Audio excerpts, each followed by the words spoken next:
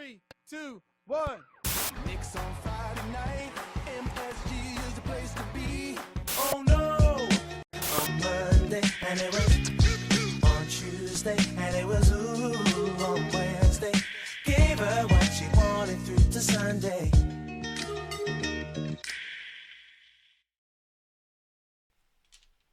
Pas un jour, pas une semaine sans qu'on parle des Knicks.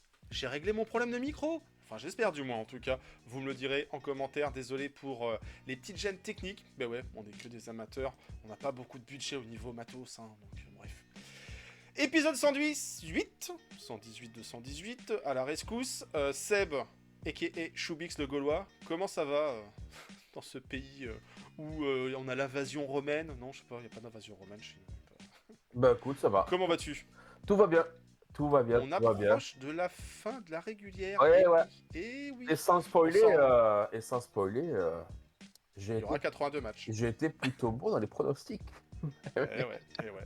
À voir si ça continue. Est-ce que tu restes sur cette belle série? On verra. En tout cas, la semaine dernière, elle était mi-figue, mi-raisin. À vous de voir si vous êtes plutôt amateur de figues ou de raisins. En tout cas, nous, on est amateurs des Knicks et on va en parler. Vous le savez, il y a encore beaucoup de choses à se dire. Alors, on perd pas plus de temps. On lance le petit jingle et on regarde ce qui s'est passé la semaine dernière chez les Orange and Blue. C'est parti. It was all good, just a week ago. Last week I had everything.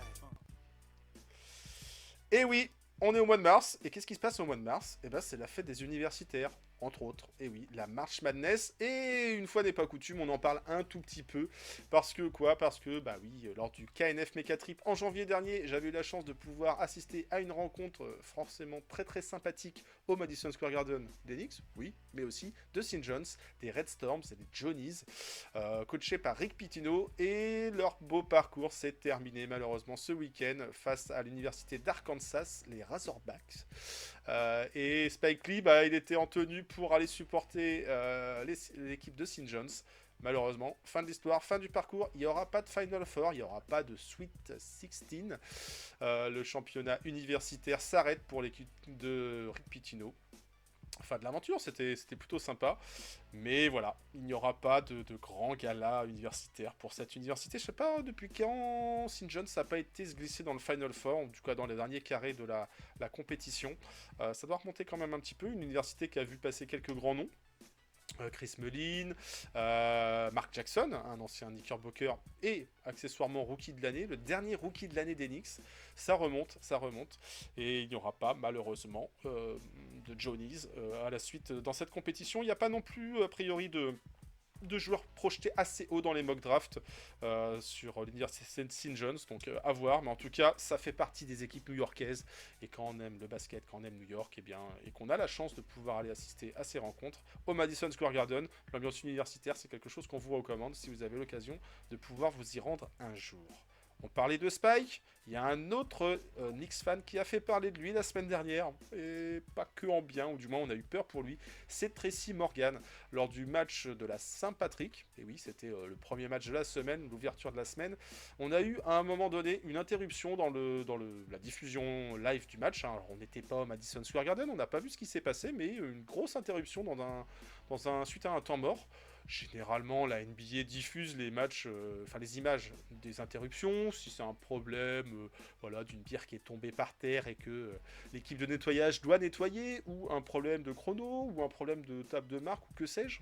Mais non, là, il y a eu un petit moment de flottement, on ne savait pas ce qui se passait, et les images ont ensuite été diffusées sur les réseaux sociaux, et on a pu voir ce Knicks fan, qui est assez connu, Tracy Morgan, un comédien, c'est comme ça qu'on va le qualifier, ouais, un comédien, qui est présent souvent en courtside sur les matchs des Knicks, et qui a eu un gros malaise, un gros problème de santé. Voilà, on passera tous les détails de ce qui s'est passé, et il a dû être évacué sur une chaise roulante. C'est dire si la situation était prise avec sérieux. Heureusement, il a pu communiquer dans la journée qui a suivi de son lit d'hôpital en observation, et que tout allait bien, et que voilà, les Knicks, depuis qu'il avait vomi sur le parquet du Garden, était un bilan de 1-0. Bon, on va espérer qu'il puisse revenir assister au Garden en très bonne forme, en grande santé, et puis pouvoir profiter du spectacle dans sa globalité, parce qu'il n'a pas vu la fin de match. nous on a vu la fin de match. Et on souhaite un bon et un prompt rétablissement à Tracy Morgan. La NBA et les salles Est-ce que qui ça, accueillent des matchs NBA ne rigolent pas trop avec ces problèmes de santé et on peut le comprendre, quoi. est-ce que ça t'intéresse de savoir quand est-ce que St. John's n'a pas joué le Final Four? Oui, revenons un petit peu sur St. John's. Eh ben, Ça St. remonte John's, à... ça remonte à la saison 84-85. Eh ouais, c'est peut-être justement la saison de Mark Jackson, ça. Eh ben, justement, du côté de St. John's, t'as Chris Mullin, Bill Winnington et Mark Jackson qui sort du banc. Et en face, eh ben, il y a le Pat avec le Pat Georgetown. Ewing. Ouais. Oh yes. Et le Pat, voilà, il joue contre Georgetown. Et malheureusement, les Georgetown va perdre contre Villanova en finale. Et comme quoi, des noms qui nous parlent et justement une superbe Voilà. transition que tu nous Donc, fais là. 84-85. Tu vois, il y a quoi? Ça fait il y a 40 ans. Une quarantaine d'années. Voilà. Effectivement. Voilà. J'étais né, mais je regardais pas la NBA ni la NCAA à l'époque, hein. De toute façon, à cette époque-là, pour avoir accès à des images, c'était une autre problématique. Mais tu fais une très belle transition. Tu nous as parlé de Villanova. Eh bien justement, Villanova, on a pu les revoir un petit peu au cœur de l'actualité médiatique. Comment ça? Grâce à AT&T, l'opérateur américain, qui nous a sorti une petite publicité. Ah, ils savent jouer avec nos émotions, ces Américains, Faut pas qu'ils sur le fassent storytelling. des trucs comme ça, faut pas. Et on a pu retrouver, qui ça? Bah, les Nova Boys, Ouais, Jalen faut pas. Brunson, Josh Hart, Michael Bridges et Dante DiVincenzo. Et oui, ils ont joué sur la corde sensible, sur les émotions. Une publicité qui est très bien réalisée, hein. On voit les talents d'acteurs de ces différents joueurs NBA. Voilà. Mais malheureusement, ça nous fait mal au cœur, ça nous déchire le cœur parce que c'est les retrouvailles de ce quatuor des Nova Boys, ce trio des Nova Boys qui aura joué au Knicks une saison avec Dante, Josh et JB. Malheureusement, le quatuor, il n'aura pas vu une expérience, une vie sur le parquet NBA du Madison Square Garden à 4. Et non, parce que vous le savez, on en a déjà parlé, on le pleure assez régulièrement, ce Dante DiVincenzo. Il nous a régalé la saison dernière. Ouais. Il a battu le record, il détient le record du nombre de 3 points inscrits sur une saison. C'est à lui pour l'instant, hein, à voir s'il le sera battu. Pour cette saison, c'est mal barré en tout cas. Ouais. Il n'y a personne qui s'en rapproche. Et Dante DiVincenzo qui est revenu un petit peu au micro et qui s'est confié par rapport à son expérience à New York auprès d'un Knicks fan. J'ai oublié le nom de la chaîne, mais en tout cas, les visuels, Fire Knicks. Les visuels sont partagés et quelques petites déclarations. Bon, voilà, il nous a parlé de son appréciation de la saison dernière, qu'il avait vraiment kiffé cette aventure avec les Knicks, que malgré tout, ce départ, il pensait pas revenir parce qu'il est très bien à Minnesota. Et effectivement, la saison finalement se passe pas trop mal, un petit retard à l'allumage, des petites complications, des petites blessures aussi pour le Big Ragout, mais voilà, il restait ami à jamais avec ses potes de Nova. Oui, après, il va pas dire dans les médias. Oui, moi, de toute façon, moi, j'ai envie de retourner à New York. Voilà, Minnesota, c'est une étape. Non, Dante, c'est quelqu'un de bien élevé. Qui va pas faire des déclats outre mesure dans les médias. Donc forcément, il est corporate et il va dire que Minnesota, c'est son équipe et que maintenant, il est à fond avec eux. C'est normal, il va pas dire l'inverse. Mais je pense quand même que... je sais pas s'il s'inscrit dans la durée, tu vois, chez Minnesota. Et s'il y a l'opportunité de le récupérer, est-ce que Léon Rose va pas se dire, tiens, ça a quand même bien marché, ce trio. Est-ce qu'il serait peut-être pas... Est-ce qu'on pourrait pas tenter un coup pour le faire revenir, tu vois? Donc, ça avait marché dans un contexte où le joueur avait été responsabilisé, avait été propulsé titulaire. On se posait la question, hein, quand on a vu en début de saison, enfin en intersaison, avant l'arrivée de Karl Anthony Towns, savoir qui allait jouer à quel poste. Est-ce que Dante allait garder ce poste d'arrière dans le backcourt aux côtés de Jalen Brunson? Il y avait eu des pseudo-rumeurs qui ont été après démenties, comme quoi Dante DiVincenzo appréciait à moitié le fait de devoir être rétrogradé en sortie de banc. ce qui avait été démenti. Hein. Donc voilà, ça permettait de faire passer la pilule d'un départ de Dante DiVincenzo, d'un mal-être potentiel de Dante DiVincenzo avec l'arrivée de Mikal qui lui faisait perdre des minutes de temps de jeu et des responsabilités. Mais voilà, on se posait la question. En tout cas, c'est un joueur qui a très performé, surperformé, je ne sais pas, mais en tout cas qui était très valuable, très utile et qui apportait ce côté aussi rigueur. Dureté, je cherche le mot en français. Ah dureté, oui, il y avait de la dureté. Hein. dans le jeu Ah de Big Ragu, Ah ouais. qui était très agressif en termes d'interception en tout cas. D'interception, Et, de tout. Hein. Ah ouais, il y avait de la il dureté. a apporté la saison dernière, sans forcément qu'on lui associe ce rôle-là d'entrée de jeu, mais il a apporté cet état d'esprit, cette force de caractère, avec bien sûr Isaiah Hartenstein, dont les Knicks avaient besoin.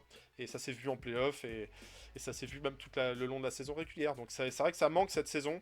Est-ce qu'il reviendra un jour? Est-ce qu'il aura la possibilité de revenir? Son contrat était plutôt bon. Je pense que Minnesota aussi a intérêt de garder ce type de joueur. S'il est valuable à New York, c'est qu'il sera valuable aussi à Minnesota. Et voilà, on lui souhaite en tout cas bon courage et bonne continuation.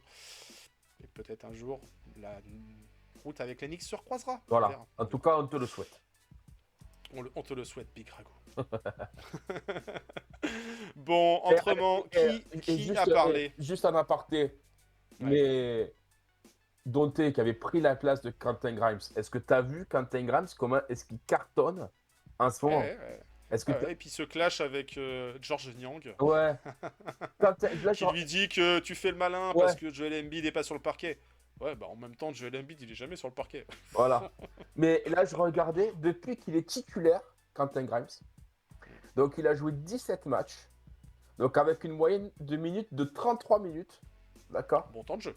Bon temps de jeu. Il shoot à 40% à 3 points, pas mal. Beau pourcentage. Et il tourne à 24 points de moyenne. Belle moyenne. 24 points de moyenne pour 4,4 passes et 5,1 rebonds. Eh, c'est pas mal, hein? On en parlait la semaine dernière sur le space de Chapi, qu'on salue au passage.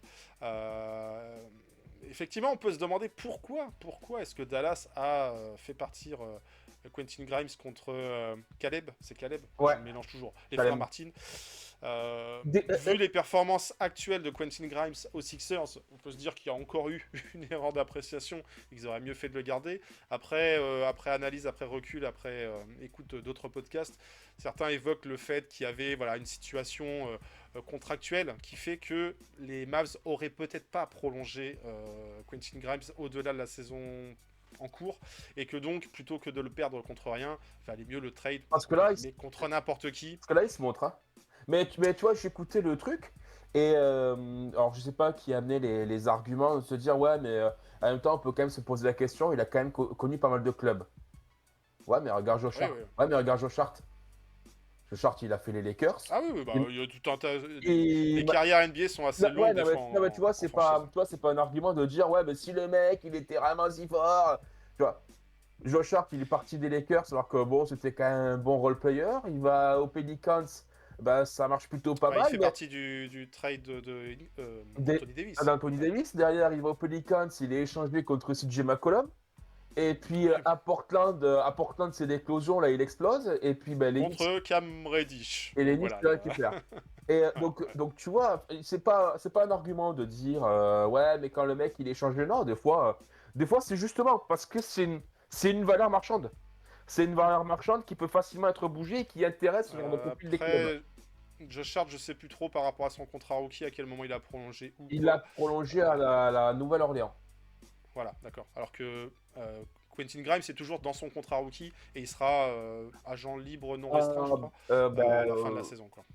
Du coup, c'est les Philadelphia Sixers qui ont ses droits bird. Donc ils pourront lui faire signer un contrat de 5 ans s'il le souhaite. Ouais. D'où la prise de bec avec George Niang cette nuit face aux Hawks. Mais en tout cas, en disant qu'il jouait pour l'argent et que voilà, il va rentrer dans le rang. Mais parce que c'était du trash talking pour le déstabiliser, le petit jeune. Mais en tout cas, il se montre. Et moi, ça me fait plaisir parce que tu te rappelles, à l'époque de Evan, on en parlait. On disait, ah punaise, ça serait bien que Quentin Grimes s'y joue. On avait des espérances pour lui, tu vois. D'ailleurs, qu'est-ce qu'il vient, Evan? Ouais. Bah, il joue à l'Olympiakos, ça marche bien. Mais tu vois, on se disait, ah, on avait quand même une espérance pour lui, Espoir. pour sa draft. Et tu vois, ben, finalement, il est en train d'exploser. Et franchement, c'est chouette pour ce joueur parce qu'il a tout en magasin. Et La puis, NBA, c'est souvent ça, c'est être au bon endroit au bon moment. Alors, est-ce que et en ce moment, saisir, être à Philadelphie, c'est le bon et moment? Et c'est saisir saisir ses les opportunités. opportunités, ouais. Et saisir ben, il se montre. Au moins, il montre que. Ben, alors oui, l'équipe, après, le problème, c'est qu'elle manque de talent. Il y a tellement de blessés. Donc, et puis ça. Là, tu vois le bilan de ces 17 matchs, il est de 3-14. Ouais. Mais en C'est tout un joueur cas, qui performe, mais dans une équipe qui perd. Mais Donc, en, mais en tout cas, ben, tu sais que tu peux l'avoir, ce type-là, évidemment, pas en franchise, mais en troisième option, tu vois, ben, tu vois que ça, en troisième option, ça marche, quoi. Ça, tu vois, il a le talent pour pouvoir faire quelque chose.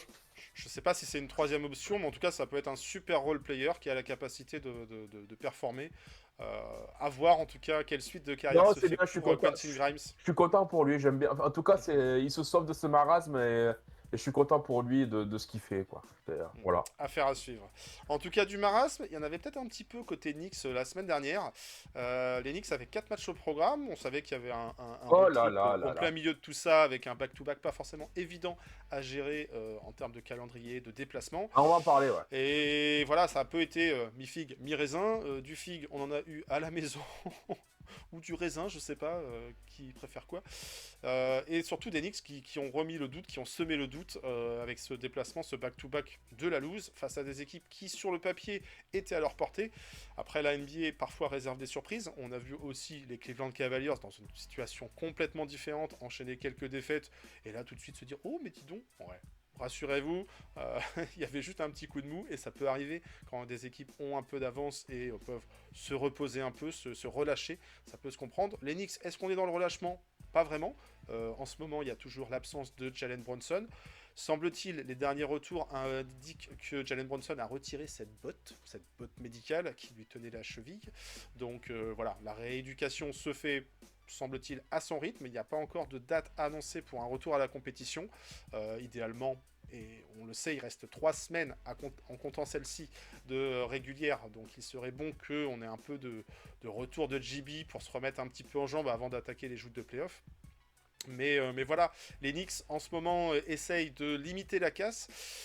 Bon, eh bien, on le sait, on va en reparler tout à l'heure quand on va faire le détail des matchs. C'était une semaine à 50% de victoire, 50% de défaite. Et des doutes, et des insiders qui bah, voilà, disent que non, les Knicks, cette saison, n'ont pas de quoi rivaliser avec les grandes équipes. On a même, est-ce que c'est un insider? Oui, c'est un ancien joueur NBA, et il a son regard en tant que professionnel. Udonis Haslem, le maire de Miami, hein, on peut l'appeler comme ça aussi, qui a dit que voilà, il voyait peut-être même Détroit éliminer, sortir les Knicks au premier tour de playoff, si tant était que cette série puisse avoir lieu. Bon, voilà, il y a toujours eu au niveau des Knicks une appréciation qui était un peu à la baisse. Est-ce que les Knicks se feraient sortir en premier tour de playoff? Ça serait vraiment un échec. Est-ce que les Knicks sont en capacité de rivaliser avec les champions? Là, on a du mal à y croire aussi au regard de tout ce qu'on a pu voir et de la dynamique actuelle. Mais voilà, il y a eu des doutes. Il y a eu aussi des joueurs qui font parler d'eux par leur temps de jeu ou leur utilisation. Il y a des joueurs angéliques qui performent, mais que valent-ils au-delà, on ne sait pas. On a aussi des blessures qui se sont complétées cette semaine avec Juice McBride qui est blessé et pour lequel il n'y a aussi pas pour le moment de calendrier de retour sur sa blessure. On a un Mitch Robinson qui a fait qu'un des 2 matchs du back-to-back. Il est encore en limitation au niveau de son temps de jeu et sur l'enchaînement des efforts. Après, en saison régulière, limite, j'ai envie de dire, allons-y doucement avec Mitch vis-à-vis des back-to-back. Il n'y a pas besoin de se blesser, de surutiliser à ce moment-là. C'est au moment des joutes de printemps qu'on va avoir besoin de lui. Le printemps, on y est, mais en tout cas, les joutes de playoff, ça, c'est sûr que là, on aura besoin d'un Mitch à pleine possession de ses moyens et qui soit en load management d'une certaine façon régulière.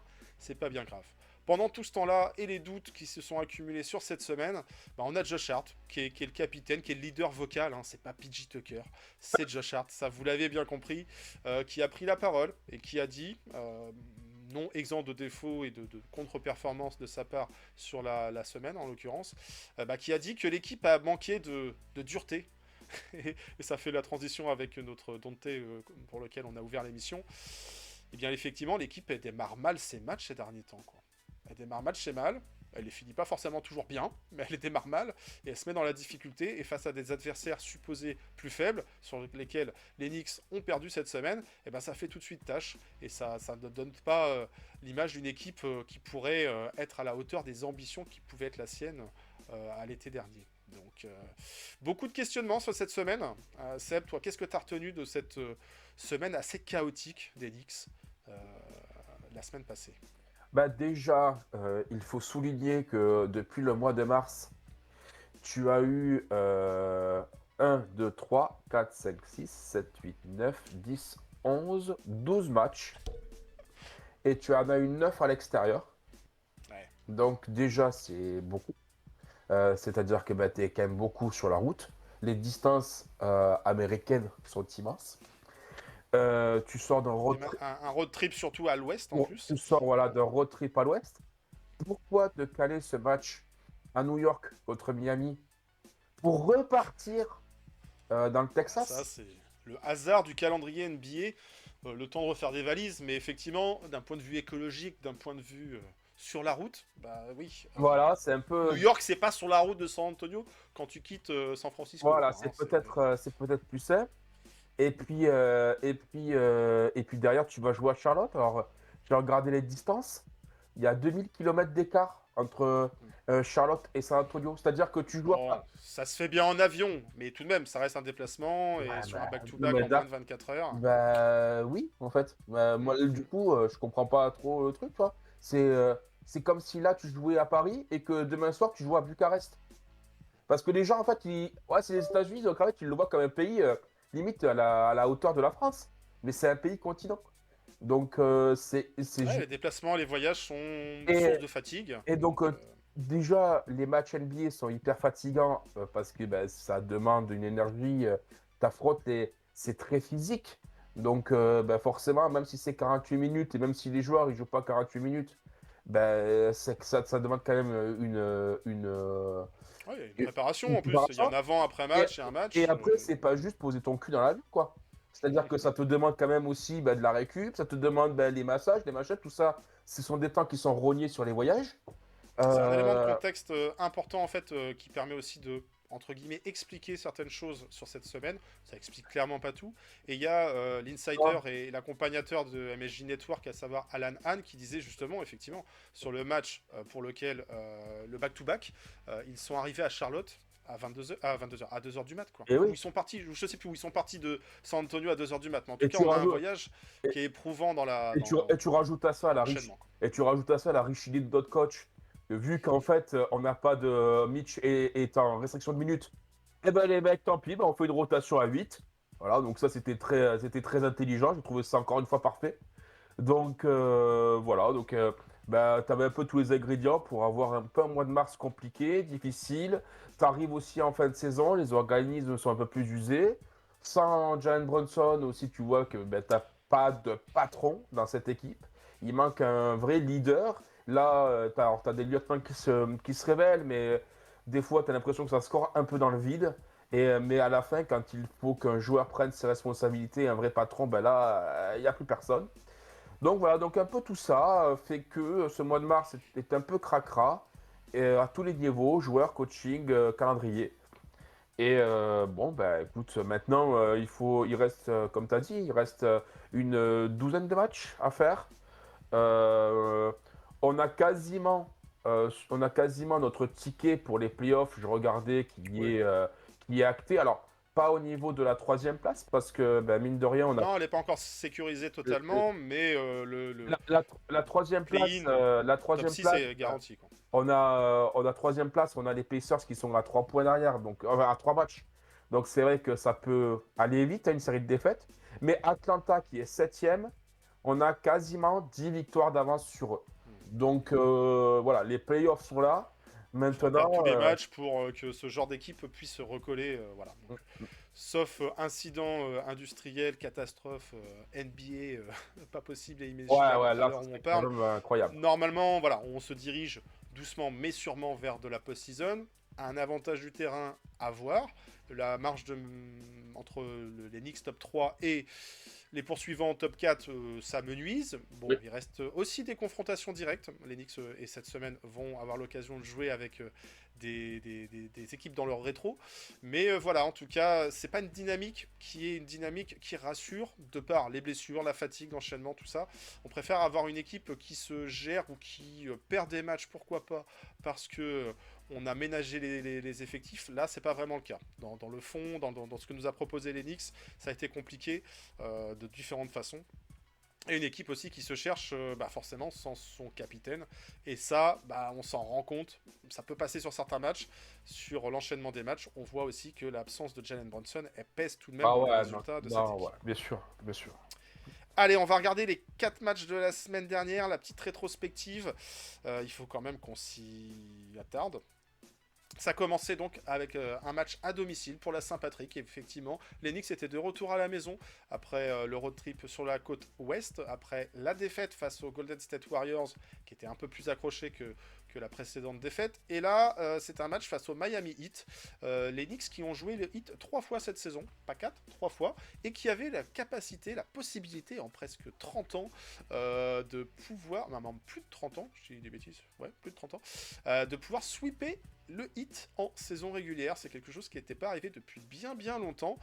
Alors bon, les Knicks et le Heat, c'est une longue histoire, c'est plus tout à fait la même rivalité que ce qu'on a pu connaître à la fin des années 90, début des années 2000, mais voilà, il y avait un petit succès sympa à aller chercher. Le match, il démarre plutôt à l'avantage de Miami, donc voilà, on se dit bon, à voir comment les Knicks se remettent un petit peu à l'endroit, et puis il y a ce coup de chaud. Ce coup de chaud de Karl Anthony Towns en début de second quart-temps, qui prend feu, qui enchaîne 15 points consécutifs, un coup à 3 points, un coup à l'intérieur, bref, il a eu une réussite folle, il savait même plus par quelle main célébrer ses paniers à 3 points. Ça a remis tout de suite les Knicks dans le droit chemin dans cette rencontre, et ça leur a permis de prendre un petit peu d'avantage.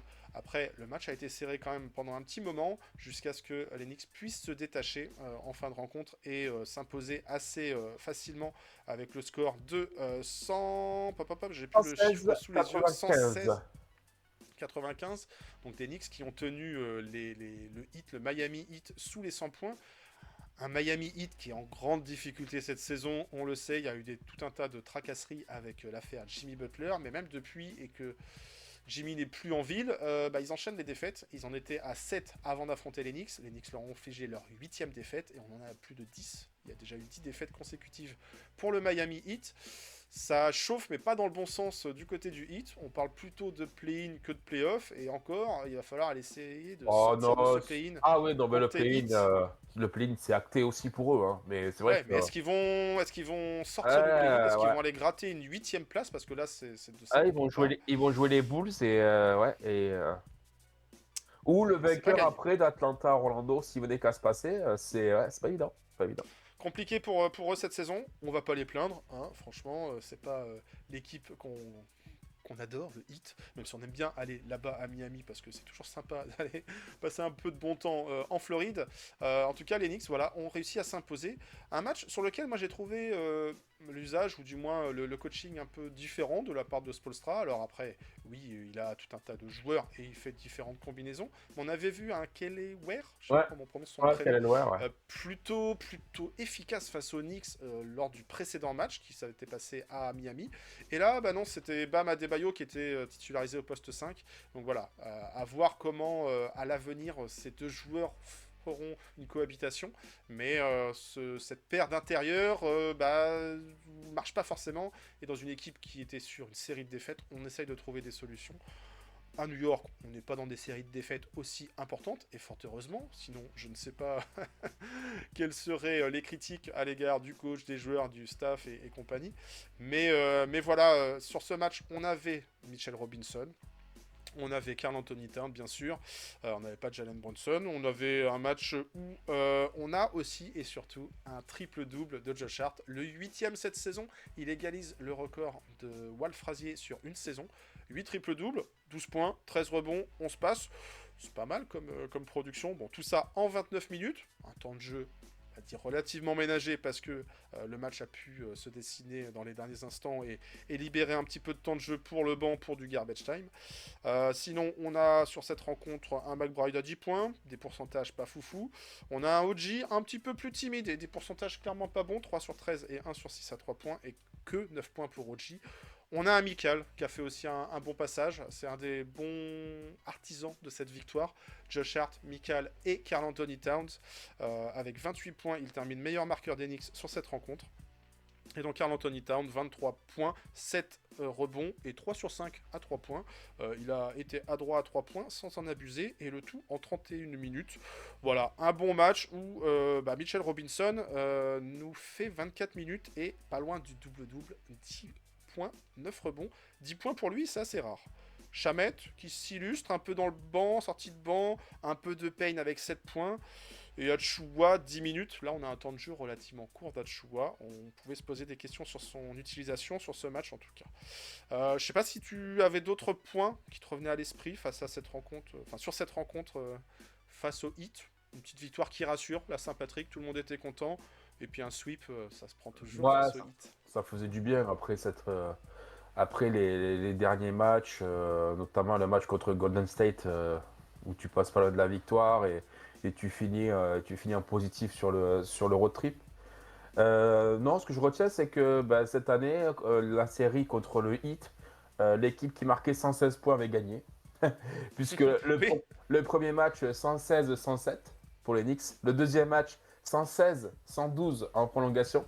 Et le dernier match, 116-95. C'est marrant des fois. Le chiffre d'or. Ouais, le chiffre d'or. C'est Le mec marrant. a atteint 116 à gagner. Voilà. Ouais, c'est ça. c'est marrant. Non, Il n'y avait pas d'Andrew Wiggins sur cette rencontre. Non. Il n'y avait pas d'Andrew Wiggins, il n'y avait pas de Kevin Love. Écoute, non, c'est bien. Il y a eu presque 2 matchs dans un match, c'est-à-dire il y a eu la première mi-temps, l'avantage du Heat, on revient, on recolle et il y a un mano à mano dans le deuxième quart. Et puis le troisième, il y a une dureté défensive des Knicks qui monte en régime. Et le dernier quart, tu es en cruise control parce que tu as 20 points d'avance. Donc, non, c'était un match bien ficelé. Comme tu as dit, encore une fois, on a mal débuté, mais on a une force de ça frappe caractère. assez vite. Et puis assez vite. Et le troisième quart, avec un 15-41, à souligner quand même, quoi. Ouais. Qui permet de prendre cette victoire. C'est la 42e de la saison, je crois. 42e. C'était la 43e. Voilà. 43. Wow, on en a tellement. Bon, derrière, vous le savez, déplacement dans le Texas. San Antonio. San Antonio privé de Wembanyama, ça on le sait, de De'Aaron Fox, ça on le sait aussi. Et pour autant, il y avait un joueur peut-être improbable, un certain Mamou, machin, Kelashvili, je sais pas quoi. Mamou qui a fait le match de sa life. C'est souvent face au Knicks qu'il y a un joueur qui se révèle. Là, c'était son soir. Il y avait sa famille dans les gradins, ça l'a peut-être un peu plus motivé ou lui donner un supplément d'âme. En tout cas, il a eu de l'adresse à ne plus savoir quoi en faire. Il a fait son record en carrière. On lui donne l'opportunité de shooter à 3 points. Il serait quand même bête de... shoot ouvert, ça se prend. Attends, on défend pas la ligne à 3, le mec il se retrouve là tout seul. Je crois que le pire, c'est le 4e quart-temps. Ils nous font 15 fois le même système. Pick and pop, il pose pour Paul. Il va se poser en tête de raquette en face du panier à 3. Personne monte sur lui. Paul qui le décale, il ouvre. Et ça n'a jamais été défendu. Et écoute, le mec là, cette nuit-là, il avait la même chose. Il en rentre 1, il en rentre 2. Allez, c'est parti. Et puis il a tout rentré, 7 sur 7. Donc, et nous, on comprend pas. Alors, il n'est pas la solution à ce gars, quoi. Il n'est pas la solution. Il marque, on comprend pas. Je sais pas, défendre le truc peut-être, non? Bref, voilà. Donc, il a également un peu scoré à l'intérieur. On l'a vu poster quelques dunks bien sales. Les Knicks qui ont donné vraiment une sale image de leur part sur cette rencontre. Alors oui, sur papier, c'est un adversaire qui est à la portée. Et bon, pour un back-to-back, on pouvait avoir des inquiétudes, des craintes par rapport à l'enchaînement des efforts et de la fatigue. Et plutôt sur le deuxième match. Sur le premier, on se dit, bon ok, il y a le déplacement. Mais voilà, ça a joué dans la nuit du lundi au mardi au Madison. Et derrière... voilà, c'était quelques jours plus tard, c'était le mercredi soir, dans la nuit de mercredi à jeudi. Ouais, c'est ça. Mercredi à jeudi, face à San Antonio. Donc, le déplacement, il a eu le temps de se faire tranquillement. Voilà, là, il n'y avait pas la fatigue du back-to-back sur le premier match. En tout cas, cet argument, il est difficilement recevable. Les Knicks qui démarrent mal encore cette rencontre. C'est Karl Anthony Towns qui met les 9 premiers points. Donc on se dit, bon, ok, Kat, il est dans la continuité de ce qu'il nous a fait la fois d'avant. Il nous a mis un 15-0, là, il nous fait un 9-0. Le Il va falloir que... deuxième quart. Il va falloir que les autres enchaînent. Et le match, effectivement, part très très mal.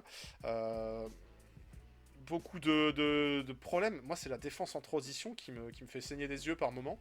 Enfin, même par moment, assez souvent. À la mi-temps, 43-67. Non, mais n'importe quoi. 43-67 à la mi-temps. Bon. Et vu le match était parti sur des bases de blowout. Quoi. Et vu la force de caractère de notre équipe, tu savais que c'était fini. Tu savais que à la mi-temps, voilà, est-ce qu'ils ont lâché le match tôt? Est-ce qu'ils l'ont mal entamé? Ça, c'est certain. Au final, une défaite 105-120 dans un contexte où, on le sait, les Spurs, ils n'ont plus grand-chose à jouer cette saison. Le play-in, c'est même plus vraiment à leur portée. Tanker pour essayer de récupérer un meilleur pick de draft, pourquoi pas, en vue d'améliorer l'effectif qu'ils ont cette saison. Sur ce match, on a un Towns qui fait son match statistiquement parlant, 32 points, 9 rebonds. Ouais. Et en début de rencontre, c'est un peu lui qui porte les Knicks. Et un jeu peut-être un peu trop ciblé sur lui. Et à côté de ça, voilà. Alors Josh Hart, là, il fait son mauvais match de la semaine. Il y en a eu peut-être d'autres, mais en tout cas, celui-ci a 2 points. 7 rebonds, 7 passes, ok, mais 1 sur 4 au shoot et 0 sur 3 à 3 points. Je trouve qu'en ce moment, défensivement... à la peine. Il se fatigué. Il se fait passer, mais tellement facilement, quoi. Je veux dire, quand il tient son mec en 1 contre 1, il se fait, mais alors à chaque fois, il se fait doubler. Je trouve qu'en ce moment, c'est compliqué pour les pépères, la défense, là. Quand ça rentre pas, c'est dur, quoi. C'est con parce que punaise, Josh Hart, c'est vraiment le chouchou, quoi. Mais alors je sais pas si en effet il y a de la fatigue, il y a machin.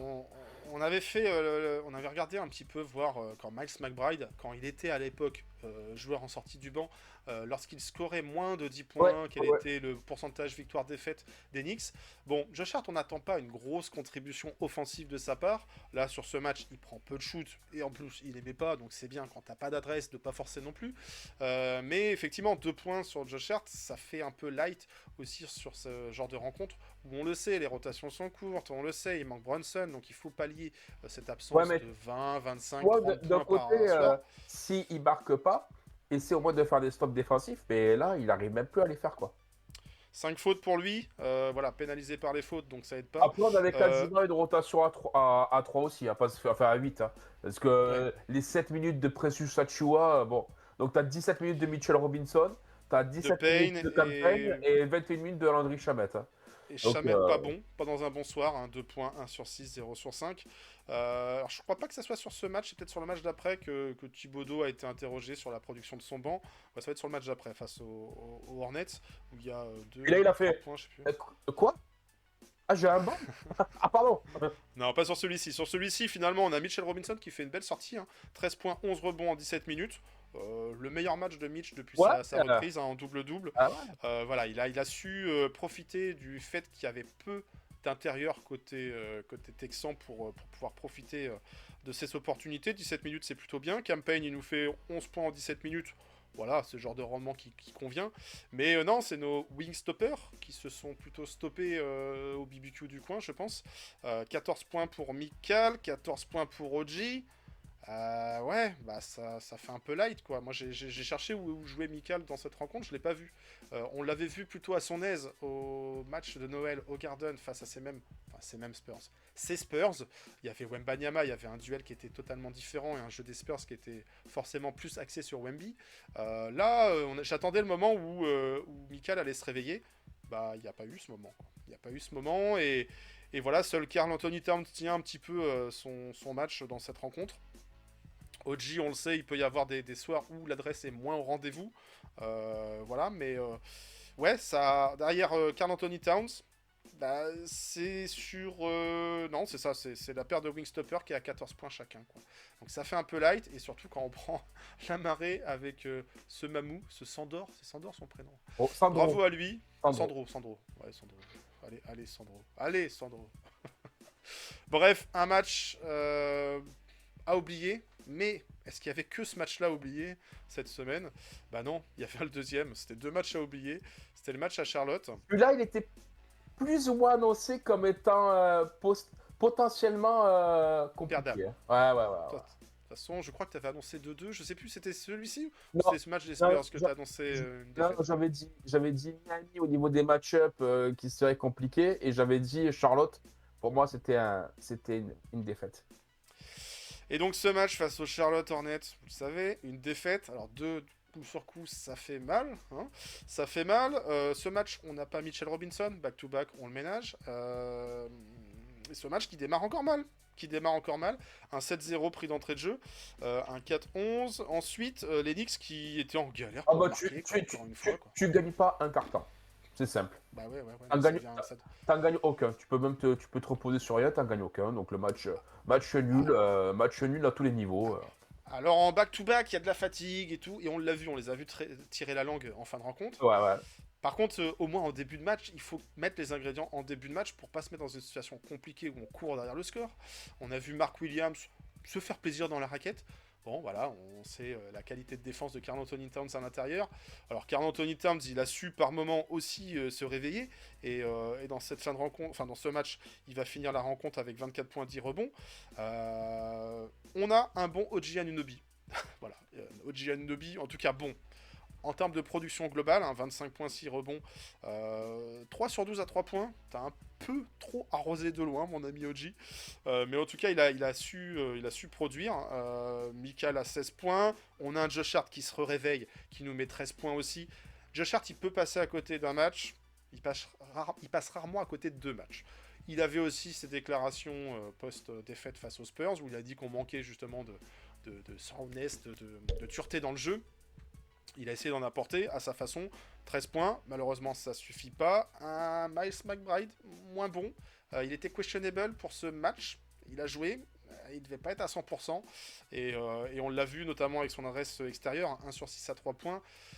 On sait que Miles, il va avoir des shoots à 3 points, il faut en mettre quelques-uns. Là, 1 sur 6, bah, ça n'a pas été cumulé avec le 3 sur 12 de OG. Bon, on a laissé beaucoup de munitions avec ces shoots à 3, là où il y avait peut-être quand même matière à alterner le jeu de façon... Un Landry Shamet qui joue trop de minutes et qui apporte pas assez, quoi. Bah, oui, 0 points. Non, 0 mais... points en 19 minutes. Non, mais la bulle de chez Bulle sur cette rencontre... Non, mais ouais. la semaine de Landry Shamet, elle est... c'est Chamonix ou quoi? Elle est... T'imagines, le mec, il a quand même doublé quasiment presque son temps de jeu. Contre Washington, bon, on va en parler, mais c'est 3 points. Contre Charlotte, c'est 0 points. Et tout ça, c'est quand même en quasiment une vingtaine de minutes. Hein. Contre San Antonio, c'est 2 points. Alors Miami, voilà, 9 points, sortie de banc, mais parce qu'à la fin, il a la main chaude en garbage. Et Oui. donc je te dis les 5 derniers matchs. Et contre Golden State, c'est 2 points. C'est pas possible. D'avoir ça en sortie de banc, c'est pas possible. La défaite, elle vient pas que de lui. On va pas Non, tout mais... mettre sur les épaules de Landry, mais Ah, on mais... voit qu'en termes d'utilisation du banc, les joueurs qui ont du temps de jeu, il a du temps de jeu, il a 20 minutes, donc Eh c'est ben, pas bien comme s'il ne sûr. pouvait pas jouer, mais il n'y a pas de production. Et c'est pas comme si défensivement, il y avait aussi un verrou défensif. Landry Shamet, on sait que c'est pas hyper dimensionné athlétiquement parlant. Et ouais, ça a été une traversée du désert pour lui Ah ouais, face aux compliqué. Hornets. Quoi. Je mets pas la faute sur lui. Non, mais on le souligne en tout cas, il n'y a pas d'apport statistique Je dis de sa juste part sur 20 minutes. qu'un sortie de banc pour un mec qui a pris les minutes de McBride, hein, puisque ça on en avait parlé la semaine dernière, coaching assez, quand même, c'est très réfléchi.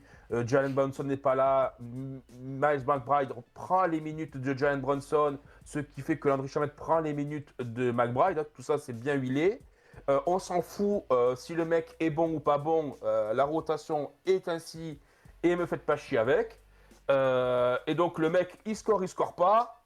Il a quand même ses 20 minutes. Ne t'inquiète pas, mon petit Landry. Ton statut n'est pas à remettre en cause. Tu ne seras pas bousculé. Tout va bien se passer. Continue à nous amener tes 3 points en 20 minutes. Et c'est là que tu es le meilleur. Voilà. Surtout, tente pas autre chose, hein, le coach. Tente pas, je sais pas, un Delon White ou j'en sais rien. Tente rien. Laisse-le comme ça. C'est très bien. Et puis, encore une fois, là, on joue les mecs qui jouent 39, 38 minutes. Avec, Sur ce match, avec une ouais, rotation à 8, le back-to-back on a- est vraiment pourri à tous les niveaux. ouais, c'est une façon de voir les choses. On a déjà Shard qui a 39 minutes, c'est beaucoup dans cette défaite, certes. Les autres sont aux alentours de 36, 38, bon, ok. On a un Precious Achua qui avait peu joué face. Ok, on n'en parle plus, ok. Non, mais enfin, on a 36 minutes, on a 36 minutes de McBride, on a 36 de Ouais. Towns, on 38 a de 38 de OG. OG et 33 de Mikal. Mais là où Precious aussi a été un joueur du banc qui a pas été bon sur cette rencontre et il nous a loupé des choses. Mais il était seul face au panier et il met pas le ballon dedans, quoi. Il y a eu des loupés. Precious, c'est un coup tu joues, un coup tu joues pas, un coup tu joues 20 minutes, un coup tu joues 3, un coup tu joues 5, un coup tu joues plus. C'est pas clair. Non, mais quoi. bah, c'est pas clair. Il avait peu joué face aux Spurs. Il avait quoi, 7 minutes de temps de jeu face aux Ouais, Spurs. ouais, c'est ça. Donc bon, un joueur et qui a plus produit en 7 minutes que en 17 face aux Hornets. Donc voilà, il y a peut-être de la fatigue, mais en cumulé, c'est 24 minutes en temps de jeu sur ces deux matchs. Et le match où il est moins bon, moins efficace, c'est le match face aux Hornets. Sa semaine est horrible. Hein. 0 points Donc, contre Golden State en 10 minutes, 4 points contre Miami en 10 minutes, 4 points contre San Antonio en 7 minutes, 2 points contre Charlotte en 17 et 4 points contre Washington en 12 minutes. compliqué comment dire, le passage en ce moment, la séquence de Precious Achiuwa depuis le retour de Mitch Robinson. Alors sur ce match face aux Hornets, Mitch Robinson joue pas, donc c'est pour ça que Precious joue plus. Mais on a l'impression qu'on a un joueur qui a un peu perdu ses repères, qui a perdu son efficacité telle qu'il pouvait l'avoir quand Mitch était plus là. Notre banc est Campaign qui fait 5 points, voilà, avec notre, ses pourcentages qui sont pas fous. notre banc est Et après famélique. du garbage time, quoi. Mais ça, on l'avait souligné, ça faisait depuis le début de la saison qu'on l'avait souligné. Notre banc manque terriblement de qualité. Alors oui, tu vas me dire, ouais, mais là, il n'y a pas Jalen Brunson, donc forcément, ben, Miles Bridges, il ne sort pas du banc. Ok. Mais Miles Bridges, Ouais. Miles McBride, pardon. Miles McBride, Miles Bridges, c'était l'autre Bridges. ouais, Bref, du coup, je me suis corrigé. Trop de Bridges. Mais Miles McBride, on avait aussi souligné son problème de régularité. Donc, on a un vrai souci de banc avec un vrai sixième homme qui manque, un vrai mec qui sort du banc et tu sais qu'il va t'amener ses 13-15 points. Et là, le problème, c'est qu'on manque de talent. Landry Shamet Campaign, ça marche sur courant alternatif. Tu l'as dit, Precious Achiuwa. Campaign, on le sait, ça a toujours été ça. Ouais, voilà. mais Après, quand, Landry Shamet. oui, mais quand tu dis ça, on le sait, ça a toujours été ça. Bon, ben voilà, ça clôt le débat alors. On le Non, mais on sait. sait que. Campaign, on le sait alors. Bon, alors Non, mais tant mieux. Campaign, Bon. on sait son côté irrégularité dans son apport en sortie de banc. La différence, c'est que Shamet, des fois, c'est rien, c'est zéro. Et là, sur ce match, c'est vraiment zéro, quoi. Il n'y a pas un point produit. Et c'est pas comme si défensivement il permettait d'apporter, de compenser cette absence au scoring. Shamet, Donc c'est l'affaire Shamet, ouais, on Shamet, c'est insiste beaucoup. 38 matchs, 4 points de moyenne. Ah ouais, c'est En 13 trop peu. en C'est trop peu pour. En 13 minutes, 32% à 3 points. Et Il y a des temps de jeu qui sont en hausse en ce moment, mais pas une production qui est en hausse ouais, du non, rapport qualité-prix. bah, c'est simple, je vais te dire, depuis que il s'est blessé contre Miami, donc on va prendre le match d'après. Donc quand il s'est retrouvé avec un temps de jeu un peu plus important, hein, donc après le match contre Miami. Donc Shamet, c'est simple, c'est que 4,9 points en 18 minutes. Voilà. C'est un peu light pour une 30 sixième option par défaut. à Quoi. 30% à 3 points. Il en a pris 30, il en a mis 9. Les calculs sont pas bons. Hein. Chamet, je pense que ça sera une saison et puis au revoir. Ouais, je crois que Landry n'est pas le sauveur du banc. On aura essayé de le relancer. Hein. Bon, voilà. Et pour finir la semaine, on avait un match retour à la maison. Comme quoi, peut-être jouer à la maison, ça aide les Knicks. Et c'est le cas, visiblement. Là où on avait du coup plus de Miles McBride et Campaign qui fait une petite titularisation, 30 minutes de temps de jeu. Bon, est-ce que Campaign c'est mieux que Miles McBride en sortie en titulaire sortie de banc quand JB est pas là.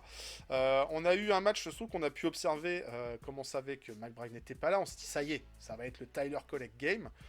On a eu un premier quart avec Campaign, bon, ça vaut ce que ça vaut. Après, Washington, bon, c'est clairement pas la meilleure équipe de la régulière.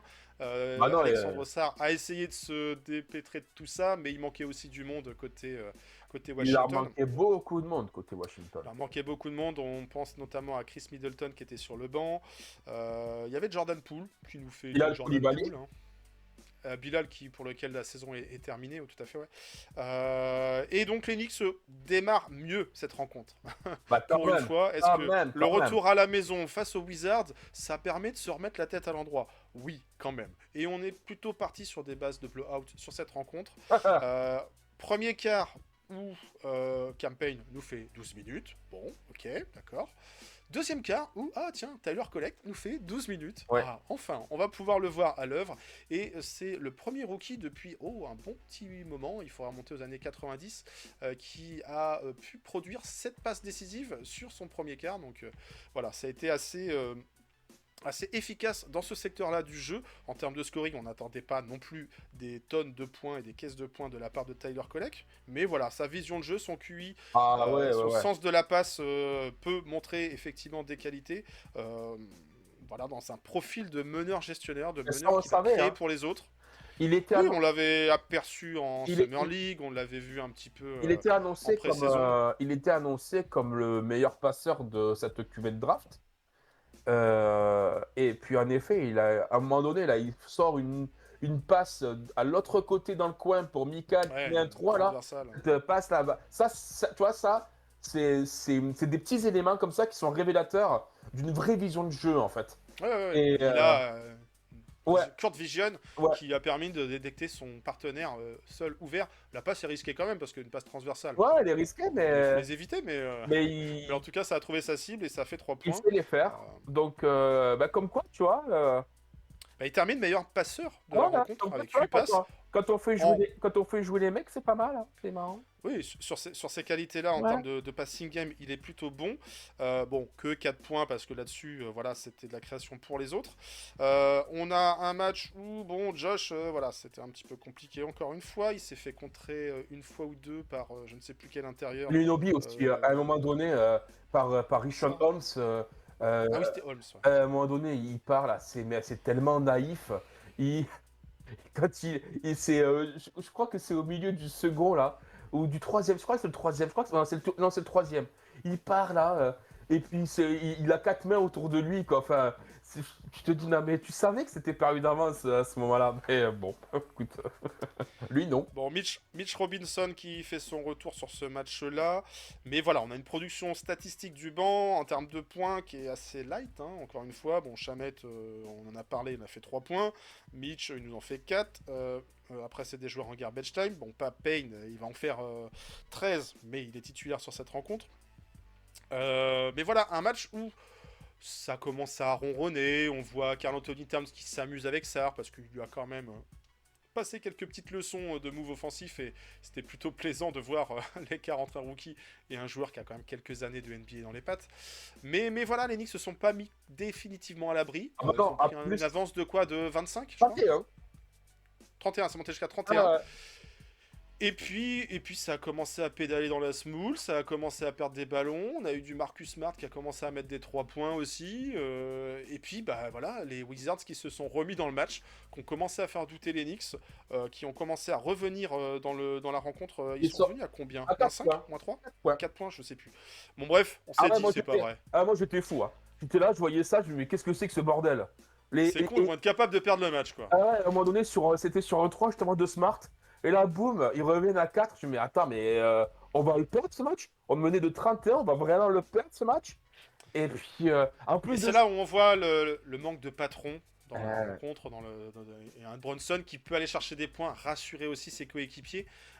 C'est vrai que le leadership, même si on peut parler des fois de tel ou tel joueur qui va sortir du lot statistiquement, on a du mal un petit peu à le voir sur cette rencontre.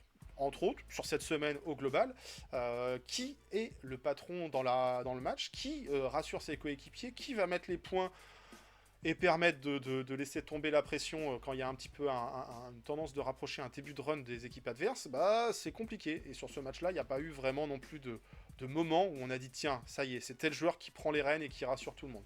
Heureusement, ça se termine bien. Heureusement, il y a un run d'Enix à la fin et il y a un peu de garbage qui permet de faire, entre guillemets, tourner l'effectif, ouvrir le banc avec du Beauchamp, du Watson. Qui c'est qui a joué d'autre bah, c'est tout, hein, parce que autrement, non, PG n'a pas joué, McBride était blessé et Delon Wright n'a pas joué non plus.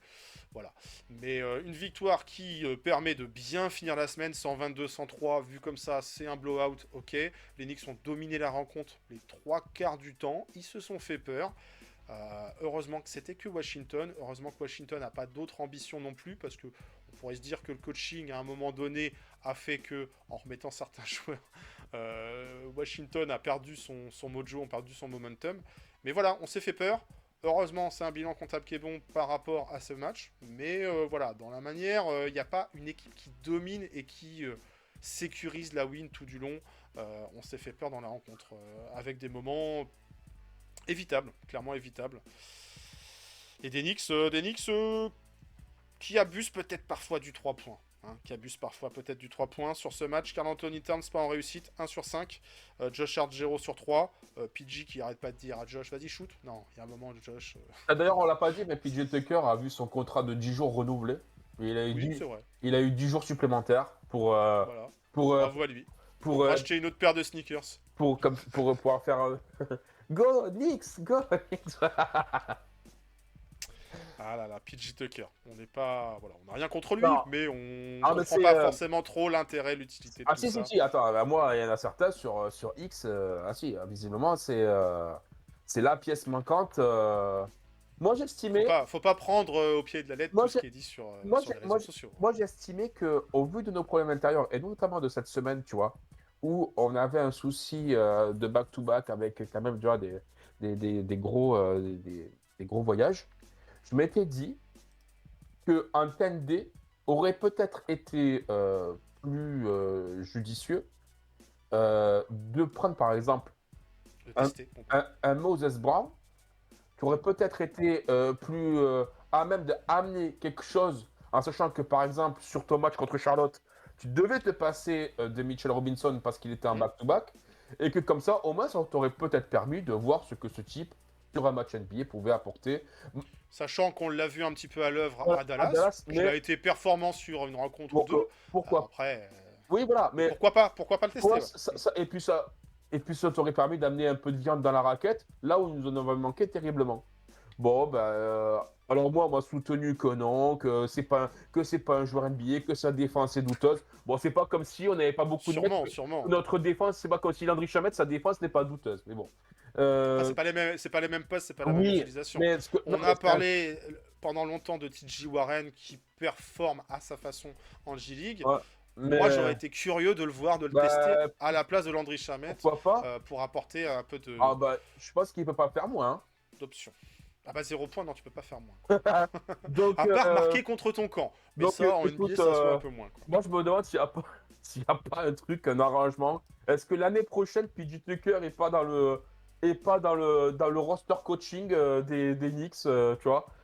Ah oui.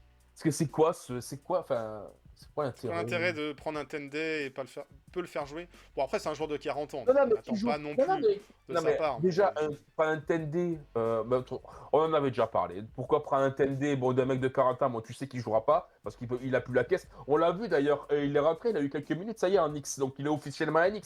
Officiellement, il a fait un match. Mais le mec, il est taillé, il est taillé comme un joueur Il est costaud. comme un joueur de basket loisir. Mais Parle bien des baskets loisirs. oh, tu sais, c'est pas moi qui vais critiquer, hein, tu sais.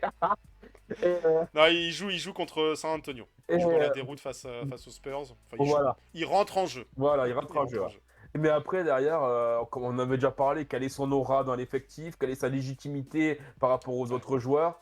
Alors que tester en 10 jours un Moses Brown, Ouais. je dis pas qu'on va lui trouver une place et que Non, ça y est, il va mais se non. révéler, mais là où on a un Precious qui est un peu en difficulté, on a un Karl Anthony Towns qui occupe beaucoup de minutes au poste 5, un Mitch Robinson, d'ailleurs les deux on arrive à les voir de temps Il peut en pas temps. jouer C'est pas les- des grosses séquences, Et, mais on arrive à les voir ensemble. un Mitch qui ne peut pas jouer les back-to-back. Et je crois qu'il nous en reste encore 3 à jouer des back-to-back. Et je Au crois, moins un et, cette semaine. et je crois qu'on est l'équipe NBA qui en a le plus jusqu'à la fin de la saison. Alors tu te dis, c'était peut-être pas déconnant de prendre un intérieur qui peut jouer plutôt que un pom-pom boy. Bon, bah écoute, on n'a pas. C'est le choix de Léon. C'est Ouais, le choix de Léon. ouais, Léon. Léon, on parlera de ton cas un peu plus tard. Bon, voilà, en tout cas, un Ah, y a bilan pas de grand-chose 2 à dire victoires, sur lui, 2 mais- défaites. 2 victoires, 2 défaites cette semaine. Bon, on aurait préféré plus de victoires. On aurait préféré éviter de se taper ce back-to-back de la loose face à des équipes qui sont bien derrière. Mais en tout cas, toi, tu as gagné. Et qui est-ce qui a gagné? J'étais pour Charlotte, toi, allez. Tellement tu as gagné, tu as cru que Tellement j'ai Precious Achiuwa tellement pariait contre lui. Tellement j'ai l'esprit compétitif, tu vois. Il y a une fake news qui a circulé à un moment donné. Ouais. Certains sont tombés dans le panneau, on peut C'est le ça. comprendre. Ça arrive, disant que Precious Achiuwa Pour pariait à contre 6 heures du matin. ses contre-performances. Mais non, en fait, c'était un compte parodique. Et Ouais. voilà. Precious Achiuwa est plutôt contre-performant ces derniers temps. On espère pour En lui même qu'il va temps, voilà, retrouver. en même temps, il n'a pas trop à forcer son talent pour rater des paniers, je crois. Ah, il nous a loupé des trucs là quand même, c'était agaçant. Bon bref, voilà. Donc les Knicks n'ont pas été, c'est pas la meilleure semaine des Knicks. 2 victoires, 2 défaites, mais pendant ce temps-là, faut tout de même qu'on décerne un titre d'un joueur de la semaine. Bon, vous l'avez compris, ça sera pas Landry Shamet, ça sera pas Precious Achiuwa. PJ Tucker, peut-être qu'un jour, mais non, trop tôt. Mikal, compliqué cette saison de Mikal quand même. Compliqué. On s'était dit dans un moment, et on lui avait décerné un titre de joueur de la semaine, que ça y est, en l'absence de JB, il allait se trousser les manches et qu'il allait retrouver cette régularité, ce sens d'aller vers le panier, d'attaquer, d'être offensif et tout. Bah, cette semaine, il y a des moments où ça passe un peu à travers, quoi. Ça passe un peu à travers et on peut pas attendre que des joueurs du banc. Oui, les joueurs du banc, ils doivent apporter, mais les joueurs titulaires, ils doivent apporter d'autant qu'ils jouent plus, et d'autant qu'ils sont censés être plus forts, et d'autant qu'ils sont censés avoir plus de talent, et qu'ils ont plus de tickets shoot, plus de système, plus de... Ouais, compliqué. Donc, Mikal, non, ça sera pas toi cette semaine. OG, il y a du bon, du moins bon. Josh, il y a un triple-double. Un triple-double, 8ème, voilà, ça pourrait postuler. Mais non, finalement, on a décidé, un peu peut-être par défaut, je sais pas, de le décerner à qui ça?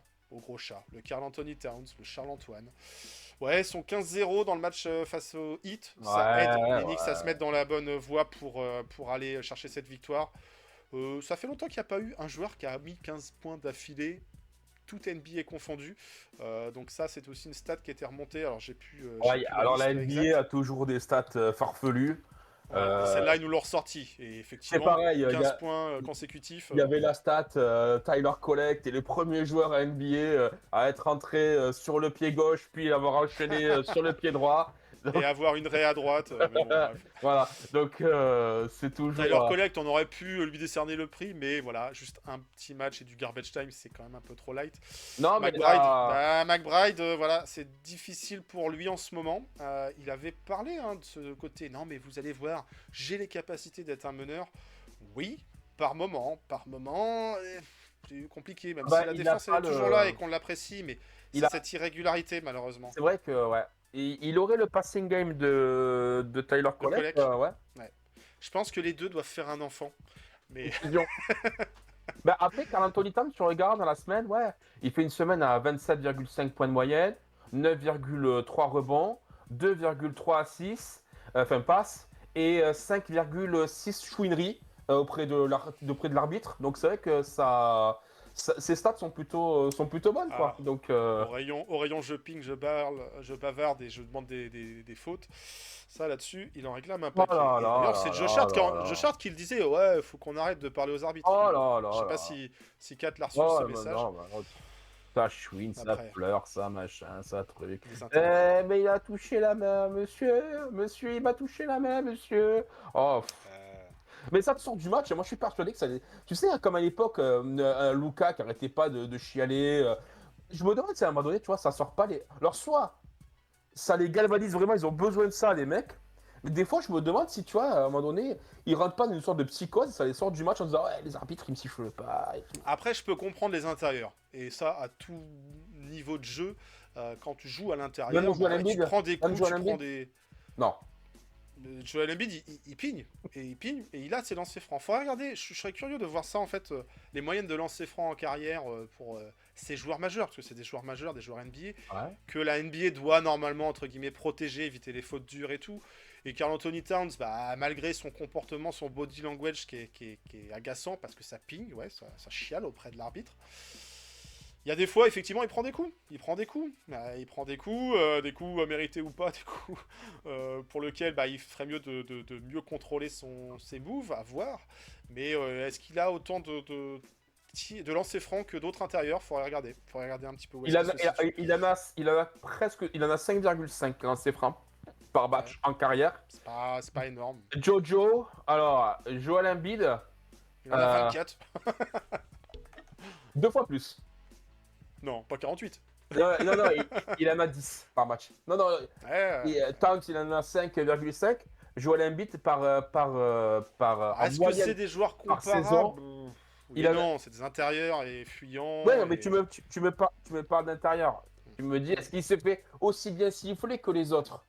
Jokic, lui, il en a combien de lancers francs en moyenne par match? Jokic, il en a. Et Jokic, tu vois, il en a encore moins. Il en a 4,7. Ouais, mais il joue. C'est pas le même profil. Je trouverais plus de comparaison entre Karl Anthony Towns et Joel Embiid dans le Ouais. jeu que dans le jeu de Jokic, quoi. Mais, Tu vois, dans le jeu, Embiid, il en a 2 fois plus de lancers francs. donc voilà, on peut comprendre que des Swing. fois il Alors, réclame. peut-être qu'il faudrait qu'il swing Voilà. plus encore. Non, non, c'est juste serre les dents, Il rage rigole. et va mettre des gros tomards derrière. Mais voilà, c'est. Mais je le trouve très épais, moi. Towns. Karl Anthony Towns? Ouais. Ouais, il est costaud, ouais, il est plutôt physique, quoi. Moi, je trouve que il a pas entre sa fin de période de Minnesota et là maintenant, je le trouve massif, quoi. Moi, Ouais, alors, massif, tendance, gros, trop gros. Est-ce qu'il est en surpoids? J'ai pas l'impression. Il reste avec une belle mobilité tout de même. Mais non, je sais pas. Il s'est épaissi, Ouais, il s'est épaissi du haut du mais corps, mais comme beaucoup de joueurs NBA, moi, ça je le trouve peut-être un peu, ouais, peut-être, manque, pas assez affûté. ouais, On va c'est mener l'enquête. On va essayer de quand je regarder le vois retourner sur le banc là, je trouve que, alors, je peux en parler hein, parce que voilà, le banc bascule. Ouais. je suis dans le même style que Karl Anthony Towns, mais À savoir, t'as pas assez de lancers francs, quoi. moi, je le trouve, quoi, tu vois, de bonnes joues, et puis je le trouve, ouais, Ouais. bien épais. Je sais pas, ouais, je le trouve plutôt bien en chair. C'est la barbe, c'est la barbe. Reste-toi, tu verras, ça affine. Ah non, non, non, non, non, faut pas se raser. Bon, allez, sur ces conseils capillaires, de pilosité, on va passer au programme de la semaine à venir. Est-ce que Karl Anthony Towns va avoir plus de fautes? Est-ce qu'il va prendre des kilos? Est-ce qu'il va se raser la barbe? Bah ça, on regarde ça tout de suite. Allez, c'est parti, on regarde le programme de la semaine. I get it in Sunday, Monday, Tuesday, Wednesday, Thursday, Friday, Saturday. That's Sunday, Monday. Alors que pendant que Seb est parti se raser, est-ce qu'il va arriver totalement rasé, partiellement rasé? Non. Non. T'avais plus assez de Ah, mousse à raser. pardon. On regarde, avant de regarder le calendrier, avant de regarder le classement, on regarde une petite projection sur les braquettes. Plus ça va aller, plus on va parler de braquettes. Et voilà, pas vraiment de changement, si ce n'est peut-être, si, derrière nous, les Indiana Pacers qui sont passés devant les Milwaukee Bucks. Bon, ça devrait pas changer globalement la Allez, suite Fleury. de ces playoffs. C'était plutôt qui aura l'avantage du terrain au premier tour. En tout cas, la guéguerre se poursuit dans le classement de la conférence Est. L'Ouest, on s'en occupera le jour où on ira en finale NBA. Et ça, c'est pas pour tout de suite, c'est pour le mois de juin. Enfin bon.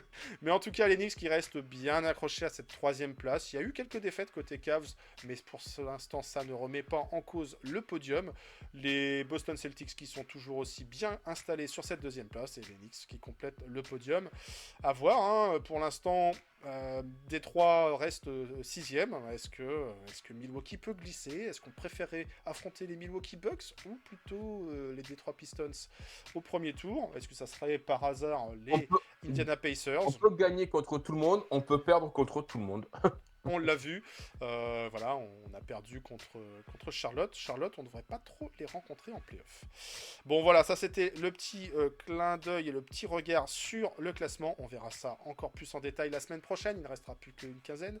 Mais pour cette troisième avant-dernière, bref, il reste 3 semaines de régulière. Et cette semaine-ci, on va avoir 4 matchs. Et oui, encore 4 matchs au programme. Un back-to-back au milieu avec un petit déplacement. Là, le déplacement, il est un petit peu moins, voilà, un petit peu moins rude. Et un seul match contre une équipe de la conférence Est, et pas n'importe quel match. Bah oui, vous le voyez au milieu, là, en orange, là, le petit match, là, le cerf, là. Mais on attendra un petit peu dans la semaine pour les jouer, ça sera le vendredi soir. Non, d'abord, ça sera un match qui n'a pas lieu tout de suite, c'est dans la nuit de mardi à mercredi, face à Nico Harrison et ses... Texan Boys. Et en tout cas, ce qui reste de son équipe, les Dallas Mavericks, sans Kyrie Irving, avec ou sans Anthony Davis, semble-t-il. Un retour à la compétition serait à envisager du côté des Mavs, mais les Mavs qui auraient peut-être aussi intérêt à aller chercher un bon pic de draft, à voir quelle est la stratégie et quelles seront les forces en présence mardi soir au Madison Square Garden. En tout cas, il n'y aura pas de Luka Doncic, ça c'est certain. Derrière, dans la nuit de mercredi à jeudi, on aura... donc voilà, non, c'est plutôt... le back-to-back, il a lieu en début de semaine, il a lieu au Madison Square Garden. Donc dans la nuit de mardi à mercredi, les Dallas Mavericks. Dans la nuit de mercredi à jeudi, les Los Angeles Clippers, qui ont battu les Knicks il n'y a pas si longtemps que ça. C'était il y a quelques semaines à Los Angeles. Des Clippers qui essayent de faire bonne figure dans la conférence Ouest et qui arrivent à gratter quelques victoires. Donc méfiance, c'est une équipe qui réussit pas forcément aux Knicks. À voir si McBride est là ou pas. Voilà. Quelles seront les forces en présence côté new-yorkais? C'est pas forcément un match gagné-gagné. Et puis derrière, voilà, le déplacement, peut-être le déplacement le plus... Enfin, l'affiche la plus importante dans cette conférence Est face aux Bucks. Est-ce que c'est une sorte de séance de répétition avant de jouer ces deux équipes en play-off, à voir. En tout cas, ça se passera dans le Wisconsin, chez Giannis et Dame Lillard, affaire à suivre. Et puis pour finir, la semaine, retour à la maison, le match dans la nuit de dimanche à lundi, face aux Portland Trail Blazers. Ça avait été un match plutôt accroché, ça s'était fini par un buzzer beater, dont on se rappelle avec Mikal Bridges et sa langue, et ce double bang de Mike Breen. On espère voir un match qui se résout, qui se dénoue peut-être avec moins de complications. En tout cas, ça se passera dans la nuit de dimanche à lundi au Madison Square Garden. Seb, un petit tour des forces en présence, les blessures, les séries de victoires ou de défaites de ces 4 adversaires. Qu'est-ce que ça se présente? Comment ça se présente cette histoire, cette semaine? Bah écoute, Dallas, ça va pas trop fort, hein. Je vois sur les 1, 2, 3, 4, 5, 6, 7, 8, 9, 10. Sur les 10 derniers matchs, ils ont 2 victoires. Et même si on peut remonter encore plus loin, la stat est encore plus aggravée. Depuis qu'ils ont leur roster diminué, on ne sait même pas, il y a eu des bruits qui ont couru, comme quoi ils avaient peut-être même faire des forfaits. Ils avaient peut-être même plus assez de joueurs pour pouvoir jouer. La liste est longue. Kyrie Irving out. Olivier Maxence Prosper out, Dante Exum out, Derek Lively out, Daniel Gafford out, Anthony Davis out, Caleb Martin, le transfuge out, et Brandon Williams en day-to-day, mais voilà. Donc, voilà, compliqué pour eux, forcément ça perd, même si leur dernière victoire, elle est le 22 contre Détroit, à la surprise générale. Avant, donc, ils ont pour l'instant, ils ont un bilan de 34-37, tu l'as dit. Et ils sont classés, ils sont sortis du play-in, ils se sont fait doubler par Phoenix. Je pense que c'était ce qui allait se passer. À un moment donné, tu pouvais pas. Donc, ils ont le même bilan que Phoenix, mais je crois qu'au niveau des confrontations directes, Phoenix a le kicker. Donc, Dallas va chuter au classement. Et écoute, avant nous, ils vont jouer Brooklyn. Donc eux seront en back-to-back contre nous. Essayons d'en profiter. Voilà. Les Clippers. Alors les Clippers, ce sera l'inverse. ça sera ben, du Nous coup, qui serons en play, nous en qui play- en serons back-to-back. en back-to-back et eux qui arriveront et qui nous joueront. Ils n'auront pas d'autres matchs depuis le début de la saison. Ce match sera diffusé Semaine. par Bein Sport. Voilà, Oh, sachez-le. Ouais, je viens de regarder. Ce match sera diffusé par Bein Sport. Bon, pas d'absence notable. Il est noté James Harden en day-to-day. Bon, je pense que c'est un peu de l'intox. Il jouera. ouais, c'est les Euh, petits bobos habituels de fin de saison, voilà. eux sont plutôt pas mal. Alors, ils sont en 4-1 au niveau des 5 derniers matchs. Ils ont perdu contre Oklahoma City.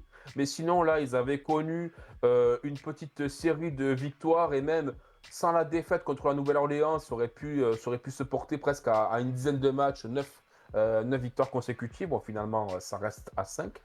Entre-temps, voilà, ils ont gagné Cleveland, ils ont gagné Memphis, ils ont gagné Atlanta, ils ont gagné des terribles Charlotte Hornets. Et puis, ils nous avaient gagné nous aussi, tu l'as dit. Et puis Détroit, donc, équipe très sérieuse. Ils nous joueront, donc, je l'ai dit, nous en back-to-back. Eux, ils seront frais et dispo. Donc, ça sent quand même le match piège de cette histoire. Et, Et les Bucks. et enfin, donc, Milwaukee. Milwaukee, au rang des blessés, on a Jericho Sims. Et hélas, Oh. je pense qu'on ne le verra pas au Garden. Là, je vois qu'il Surtout que ça se passe chez eux. ouais, il a un C'est pas problème chez au ligament. Et je crois que malheureusement, ça sera chez eux. D'accord. Donc, bon, Il a trop joué. Il a trop joué. Ouais, il n'a oublié pas, son la- il ligament. a pas, il a pas l'habitude de jouer. Damian Lillard, pour l'instant blessé, annoncé out. Il reviendra pas contre les Suns. Donc, nous, on joue après. On a Giannis Antetokounmpo qui devrait, lui, jouer leur prochain match. Et qui est en day-to-day, mais qui devrait jouer le prochain match. Et également Gary Trent Jr. qui devrait faire son retour. Pas Actuellement. de Bobby Portis, hein, il est suspendu. Ouais, il est même pas marqué. Oui, Ouais, oui, donc, il est ouais, suspendu. parce que c'est les injuries, ouais, mais ouais, il est suspendu. Ouais. Par rapport à une histoire d'antidopage, non, un truc comme ça? Ouais. Ouais, il a dû se tromper dans des médicaments. Bon. Ça arrive. Tu veux prendre la Ça boîte de arrive. paracétamol, tu prends celle d'à côté. Bon. Surtout qu'il a pas du tout un visage qui te laisse prendre qu'il prend des substances. Bon, ouais. Je le connais pas, Bobby, on t'aime. Cela ne En nous plus, regarde t'étais un pas. ancien boker, donc voilà. Enfin, il paraîtrait qu'il fréquenterait le bar, le fucking Blue Boy, mais enfin, cela Cela ne ne nous nous regarde regarde pas. Euh, donc, avant de nous jouer. Fameux bar. Eh ben, alors, leur forme récente est de 3-2. Donc, ils ont perdu contre Golden State, ils ont perdu contre Oklahoma City, mais ils ont gagné les Lakers, ils ont gagné Sacramento. Ils ont gagné même 2 fois les Lakers sur les derniers matchs. Ouais, contre Brony. Et ils ont gagné Indiana, ouais, le terrible Bronny James. Voilà un petit peu ce qu'on peut dire sur eux. C'est que bon, c'est une équipe qui vit, qui vivote pas parce qu'elle a quand même un bilan de 40-30. Ouais, je Mais pense qu'ils aimeraient bien avoir l'avantage du terrain quand même en playoff. ouais. Donc c'est une équipe dont il faudra se méfier en tout cas. Pas facile du tout leur semaine à eux. Ils commencent par Phoenix. Alors, ils n'ont pas de back-to-back. Hein. Ils commencent par Phoenix. Ils enchaînent par Denver. Et ensuite, ils nous jouent nous. Ok. Donc, pas évident cette semaine pour les amis des Bucks. Donc, nous, on a une semaine qui n'est pas forcément non plus très évidente. Mais eux non plus. Donc, ce sera le dernier match de leur semaine. Je regarde. Ouais, ça sera le. Ah, peut-être qu'il y aura le match de dimanche à lundi. Mais sinon, je crois qu'ils vont avoir 3 matchs. Voilà un petit peu Le le- déroulé de la le semaine pour les décorum. Milwaukee Bucks. Voilà, c'est Et posé. donc pour les Blazers, ils allaient mieux. Ils ont un Denny Avdija qui les porte plutôt pas mal en ce moment. Mais donc cette semaine pour les Portland Trail Blazers, qu'est-ce que tu as noté? Actuellement, ils ont Jeremy Grant qui est noté out. Voilà. Sidi Sissoko, le two-way qui joue pas. DeAndre Ayton, toujours out. Et Robert Williams, toujours out. Voilà, donc ils n'ont pas d'intérieur, sauf Denny Avdia, à nous envoyer sur le paletot. Du small ball. Du small ball. Voilà. Eux sont. Potentiellement, ils pourraient être dans la course au play-in. Ils sont encore un peu loin, mais là, ils arrivent sur les talons de Dallas. Donc, à voir ce que ça. Alors, ils ont connu une bonne période. Là, actuellement, Mhm. sur les 5 derniers matchs, ils sont à 4-1. Ouais, ça rentre dans le rang. Ouais, 4-1, 4-1, 4-1, 4 victoires, une défaite? ouais, Ou ouais, inversement? ouais, ouais, 4-1, Oui, 4-1. Là, oui, d'accord. ils ont perdu contre Boston, mais ça a gagné contre Denver, Mm. ça a gagné contre Memphis, contre Washington et contre Toronto. Et nous, on avait gagné en overtime contre eux d'un point. Ouais, compliqué. Ouais. Donc, non, non, attention, équipe sérieuse avec, on a dit, avec du Sheldon Sharp, du Denny Avdia, du Anthony Simons, du Scoot Henderson, Scoot. Et euh, Klingan. voilà, Donovan Klingan. Donovan. Ah ouais, bon intérieur. Donc, eux n'auront que 3 matchs, contrairement à nous cette semaine. Ok. Ils n'auront pas de back-to-back non plus. Mais par contre, ils vont jouer Cleveland. Ils vont Mhm. jouer Sac. Alors, ils ont quand même un gros déplacement, hein. Ouais, parce que Portland, déjà, c'est. Hein. Ouais, ils jouent Cleveland, d'accord, à la maison. Ouais, chez eux. Après, ils vont jouer à Sacramento. Ouais, c'est à côté. Et après, ils jouent à New York. Par contre, là, c'est pas à côté. Ouais. Là, c'est pas côte. Ouais, là, c'est pas côte. Tu comprends qu'ils fassent que 3 matchs dans la semaine Ah, parce qu'ils ont un peu de route. Quoi. là, ils traversent le pays complet après avoir joué Sacramento à Sacramento. Donc, Ouais. quelque chose à prendre en compte, hein, peut-être un peu de fatigue. Non, mais je crois qu'il n'y a pas de ligne directe entre Portland et New York. Ils sont obligés de passer par. Ils ont une escale. Quoi. Ouais. Donc, euh, donc voilà. Donc, à prendre en compte ça dans le pronostic de la semaine. Et ben justement, des pronostics, on va en parler. Tu avais bon la semaine dernière avec ton 2-2. J'avais faux avec mon 4-0. Bravo Spurs, bravo Hornets. Avant de parler de cette histoire de pronostic, de savoir qu'est-ce qu'on voit comme victoire, qu'est-ce qu'on voit comme défaite, c'est quoi le match qui n'a pas manqué cette semaine? À la confrontation directe avec Milwaukee. C'est ça le plus important, hein. C'est cette course à la 3e place. On a 3 poursuivants qui se tiennent dans un mouchoir de poche et qui commencent tout doucement à nous souffler dans la nuque. Indiana, à un moment donné, a même dépassé Milwaukee à la Ouais, en 4e, ce moment, ils sont quatrième. voilà, la 4e place. Donc, attention à ça. Voilà. Alors, je crois que pour nous, on a un match de retard par rapport à eux. Euh, donc, je crois que ça peut être un avantage pour cette course. On avait Maintenant, joué 70, ils en ont joué 70 aussi pour l'instant. ouais, et Indiana, ils n'en ont pas Euh, 71. Non, ils sont à Indiana, non, 70 aussi. Ah ouais, parce que j'ai cru Non, voir. c'est Détroit qui est à 72. Ah, voilà. Détroit est à C'est Détroit qui 72. a. Ouais, oui, ils ont joué plus vite, plus vite dans la saison, mais ça va se rééquilibrer tout ça, ça va se D'accord. rééquilibrer. Oui, oui, bien sûr. Mais Donc, non, pour l'instant, le 3, ouais. 4, 5 ont joué autant de matchs et effectivement, on a 3 matchs d'avance sur Indiana. Je peux l'afficher en fait.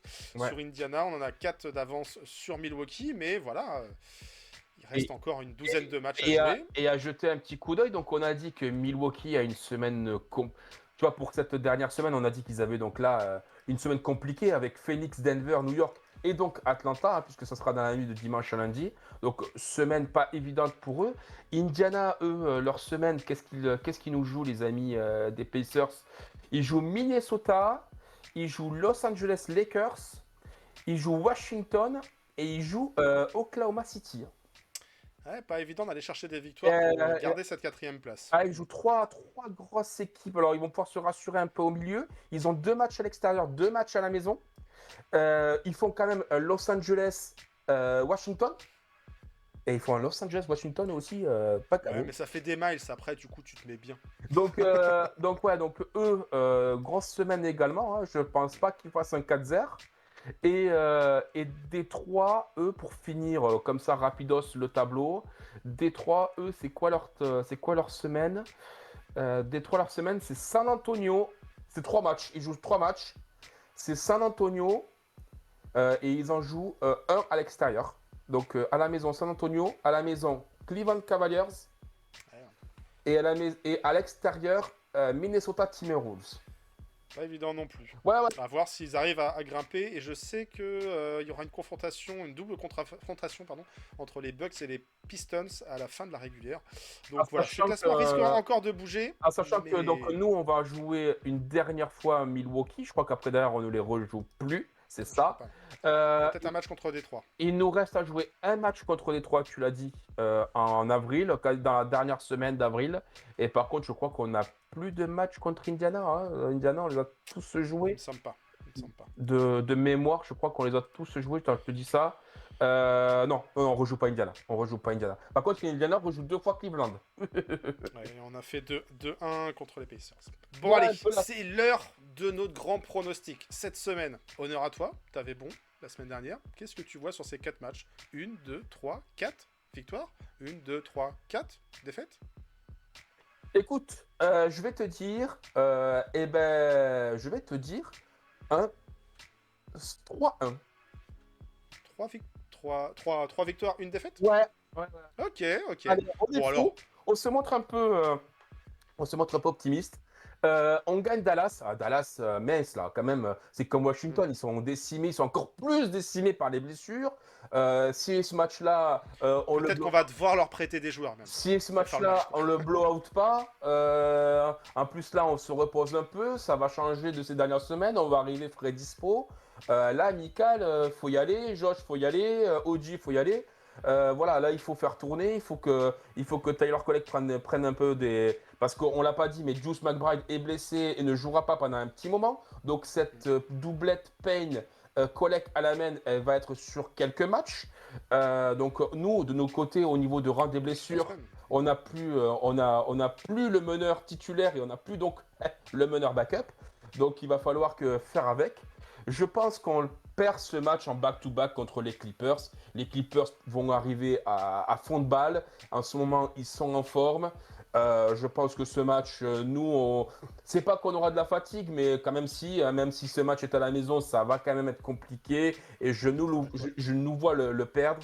Par contre, écoute, le match contre Milwaukee, on le prend. Même sans Jalen Brunson, l'équipe, tu vois, on arrive à faire des gros stops et des gros quarts défensifs. On arrive à le faire, ça. Donc, je me dis, allez, en plus avec Mitchell Robinson qui revient à mettre sur Giannis, tu vois, ça peut potentiellement le gêner. Donc, allez, ce match, on le gagne. Et puis Portland, on l'a dit, Portland, ils vont avoir un gros voyage. Ils vont traverser tout le pays, 4 fuseaux horaires. Fatigué. Les grosses valises à porter en plus. Ouais. Oh. Ils auront joué un jour ou 2 jours avant contre Sacramento, dans une sorte de derby finalement. Donc c'est vrai que voilà. Donc c'est un match 3-1 pour toi. C'est un match à prendre 3-1 avec la défaite malheureusement contre les Clippers. Ok, j'apprécie ton optimisme, c'est pas mal. Est-ce que je suis plus optimiste, moins optimiste, plus modéré que toi? Bah écoute, moi je vois pas forcément un 3-1. Je vois pas un 4-0 non plus. Ça t'a calmé quoi. Là, la semaine dernière, t'as calmé quoi. 4-0, attends, San Antonio, Charlotte, c'est de la merde. On aurait dû. On a déconné. On a clairement déconné. Mais là, je vois plutôt un 2-2. Je vois un 2-2. Je vois effectivement une victoire face aux Dallas Mavericks. La question aussi va être de savoir, Mitch Robinson, il va jouer quel match? Il va aller jouer le back-to-back quand ça va être à la maison? J'ai l'impression qu'il joue les premiers matchs des back-to-back. En plus, ouais, dans ce qu'on a vu jusqu'à présent, c'est plutôt les premiers matchs des back-to-back. Mais là, à la maison, moins de déplacements, tout ça, on sait que son temps de jeu, il augmente petit à petit. On arrive à peu près d'une vingtaine, 20-23 minutes par match lorsqu'il peut jouer et qu'il n'a pas de problème de faute et tout et tout. Mais voilà, je pense qu'il va jouer face aux Mavs. Je pense pas qu'il va jouer face aux Clippers. Et on avait vu que l'autre fois, Zubac, il avait fait un petit peu de dégâts dans la raquette aussi. Non, moi je vois aussi une défaite face aux Clippers. On est resté sur une confrontation, on s'était incliné chez eux. On était un peu plus au complet. Il n'y avait pas Brunson non plus sur ce match-là, faut s'en rappeler. Parce qu'il s'était blessé dans le Mais on avait montré quelque chose. Ouais, et puis il y a des fois une réaction aussi post-blessure du groupe. Et là, ces derniers temps, la réaction, bah, je la vois pas, quoi. En fait, je la vois pas auprès des Mikal. Ça a fait un peu pchit assez vite, cette histoire. Donc ouais, je suis pas forcément confiant face aux Clippers et face aux Bucks. Bah, les Bucks, ouais, ça va être important pour eux. Ça va être une sorte aussi de, pourquoi pas, répétition avant l'heure si les deux équipes se retrouvent au printemps. Et je vois plutôt une défaite chez eux face aux Bucks. Alors on sera pas en back-to-back. Normalement, Mitch, il peut jouer. Mitch, il aime bien tout ce qui est les grosses voitures, les gros jeeps, les gros trucks. Ouais, les gros trucks, ouais. Ça sent le côté Wisconsin, quoi, tu vois. On aime les Harley Davidson et tout. Mais est-ce que Karl Anthony Towns, est-ce que Mitchell Robinson, face à un Giannis qui a besoin d'aller chercher aussi des victoires sur cette fin de saison régulière, est-ce que ça passe? J'aimerais me tromper, mais j'ai envie de croire que là, pour le coup, On va les les Bucks défoncer. On va les auront défoncer. l'avantage. On va les défoncer. Écoute-moi bien, on va les défoncer. Écoute, je demande qu'à te croire. Et par contre, face aux Blazers, retour à la maison. Normalement, tu l'as dit, ça doit passer. On s'est fait très très peur. On a dû passer par l'overtime pour s'imposer chez eux lors du match il y a 15 jours de ça. Mhm. Là, fini les rigolades, fini les blagues. Oui, ça va être une équipe qui va être un peu poil à gratter. Parce que c'est une équipe qui est dans une bonne dynamique. Il y a des jeunes qui jouent plus grand chose cette saison, mais justement, qui n'ont rien à perdre. Donc, méfiance. Ça ne sera pas un match facile non plus. C'est pas un match qu'on va gagner allègrement, et peut-être qu'il n'y aura même pas de garbage pour les joueurs du bout du banc. Mais en tout cas, voilà, c'est une victoire à aller chercher, surtout si on est sur une sorte de défaite, de back-to-back de la défaite en milieu de cette semaine. Donc 2-2 pour moi cette semaine, 3-1 pour toi. C'est rare que quand On je verra suis... où on en est. C'est rare quand je suis plus optimiste que toi. C'est pas grave, ça arrive. Ça reste des pronostics. Ouais. Si on avait bon à tous nos pronostics, ça se saurait. Mais voilà. Et puis l'absence de Miles McBride, oui, Tyler Bah, Collet quoi, qui fait avec de le bons tout- passages. Avec tous tes 4-0, on allait chercher le record des Bulls. Hein. Bah, je sais pas, non, quand même pas. Mais faudrait qu'on regarde le pronostic du début de saison. Moi, je crois que j'en étais à 55 wins. Bon, ça va être un peu compliqué à aller chercher. Si on approche de la Ah, il faut cinquantaine de regarder, wins, ça ouais, pourrait ouais. être pas mal, quoi. Est-ce qu'on aura le même bilan en 50-32 de l'année dernière? Et peut-être. Après, Ouais, Après, au bout du calendrier, bon, ouais, on a des équipes compliquées, mais ce qu'il faut se dire aussi, c'est qu'on aura peut-être, tu vois, à un moment donné, on rejoue Boston ou on rejoue Cleveland. Ces équipes-là, ça se trouve, ça y est, le calendrier qui est posé. Ils savent qu'ils vont finir premier et deuxième. Peut-être que ça va commencer un peu à faire tourner pour préparer les playoffs. Rappelle-toi, il y a une année, on joue Boston en fin de saison et il y a le il y Quickly avait Game. personne, hein. Il y a le Ouais. Quickly Game qui fait un match incroyable. Tu vois, les joueurs clairement de Boston avaient levé le pied. Effectivement, fin de saison, et je crois qu'il nous reste un match contre les Celtics à jouer aussi. Ouais, Mais Celtics, fin de c'est saison, il y Deux aura Cleveland. forcément deux matchs contre Cleveland. Il y aura un peu de turnover parce que voilà, on va vouloir ménager aussi les effectifs. Alors ça va être une sorte de load management en vue d'être frais pour les premiers tours des playoffs. D'ailleurs, on n'en a pas parlé, mais les Celtics qui ont perdu Jaylen Brown Ouais. pour 4 à 6 semaines. Donc ça aussi, ça pourrait leur jouer des tours.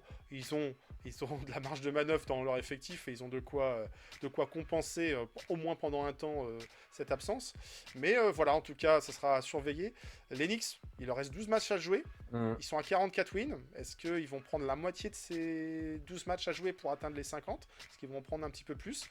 La semaine dernière, on l'a vu, c'était 50% de victoire, 50% de défaite. Bon, en attendant un retour de Jalen Brunson, tout est envisageable. Le plateau des 50, il est encore atteignable, il est à leur portée. Oui. Mais voilà, c'est pas gagné non plus. Après, c'est Peut-être sûr qu'on va que finir à 49. après, si tu joues, soit tu joues comme contre Miami, le troisième quart de Miami avec le 41-15 et là tout est permis, ou alors tu fais cette bouillie de basket contre San Antonio et là, bon ben, tu vas difficilement loquer la troisième place. Donc cette La équipe, loquée, voilà, cette un peu de équipe, marge, mais les 50 wins, cette équipe est à, ouais, je pense que si tu fais 50 wins, t'es troisième. oui. Mais cette équipe, voilà, est déroutante sur ce qu'elle peut proposer d'un match à l'autre. Alors, écoute, on verra bien, mais on est confiant quand même. On est confiant, le printemps va arriver, on va retrouver aussi des renforts, et voilà, on parlera de playoffs bientôt, très bientôt. D'ici là, n'oubliez pas les deux KNF Viewing Party qui approchent, l'une la semaine prochaine, samedi, pas qui vient là, mais la semaine d'après, le 5 avril, et le 5 ou le 4, je sais même plus, en tout cas les infos sont là, si le 5 avril, face aux Atlanta Hawks. Hawks. Il faudra aller chercher sûrement. Et puis le 82e match Ils sont de chauds, les saison Hawks, en ce régulière moment, hein. face aux Brooklyn Nets. Ça sera la semaine d'après, le dimanche d'après. Donc voilà, vous avez tout ça en mémoire. Il n'y aura pas de space demain.